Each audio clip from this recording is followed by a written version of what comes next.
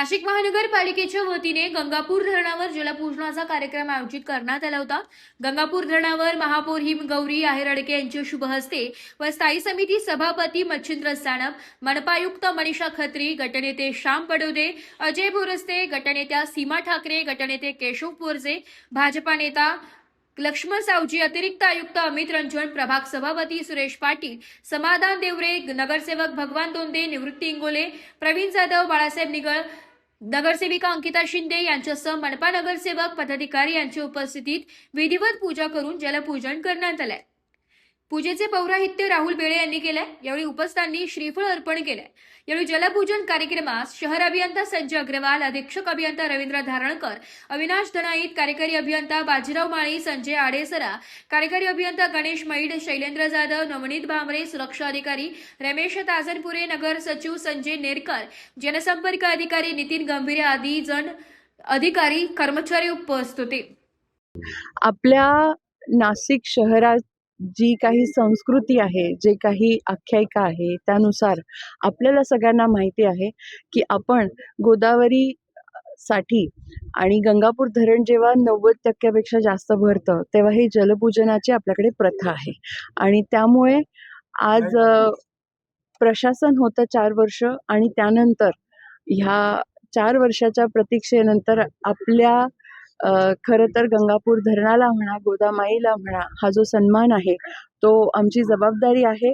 आणि खरं तर नाशिक शहराचं आणि इतर बाकी गावांचं देखील जे काही पाण्याचा जी गरज आहे ती आपली गोदावरी माई पूर्ण करते आणि म्हणून आपण तिच्या प्रती आदर आणि हा सगळा कृतज्ञताचा जो एक प्रवास आहे तो व्यक्त करत असतो।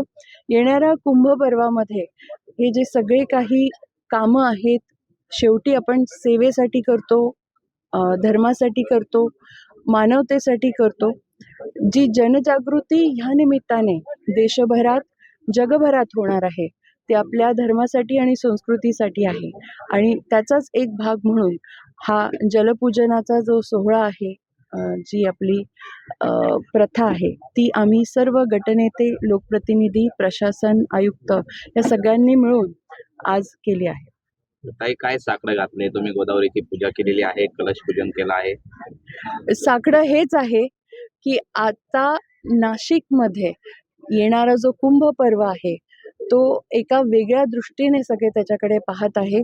तो निर्विघ्न पार पडावा आणि येणारा कुंभ जो आहे तो नाशिक करता, त्याच्या पुढच्या 25 वर्षाकरता हा मुहूर्तमेढ असेल आणि त्या निमित्ताने नाशिकची जी प्रगती आहे ती उत्तरोत्तर होत राहील। धरणावर जलपूजन महानगरपालिकेतर्फे माननीय मेयर मॅडम, स्टँडिंग चेअरमॅन, सर्व मान्य गटनेता आणि सभापती पण होते, तर त्यांच्या हस्ते 4 वर्षानंतर मॅडमनी जसं सांगितलं की हा शुभ सोहळा आलेला आहे की आपला धरण पण भरला, आपले लोकप्रतिनिधी पण आहे आणि जल आपल्या हा जीवनाचा सगळ्यात मोठा म्हणजे आश्रय असतो। तर त्यासाठी पुढच्या वर्ष आपला चांगलेपणे आपण कुंपण करू शकणार, आपल्या लोकांना म्हणजे जे नाशिकचे सर्व नागरिक आहेत त्यांना त्यांच्या अधिकाराचं पाणी पण देऊ शकणार, अशी प्रकारची दृष्टी ईश्वराकडून नाशिकला झाली आहे। त्याबाबत आज आपण इथे पूजन केलं आणि पुढे पण असाच प्रकारे आपल्याकडे जल असा उपलब्ध राहील अशा आपण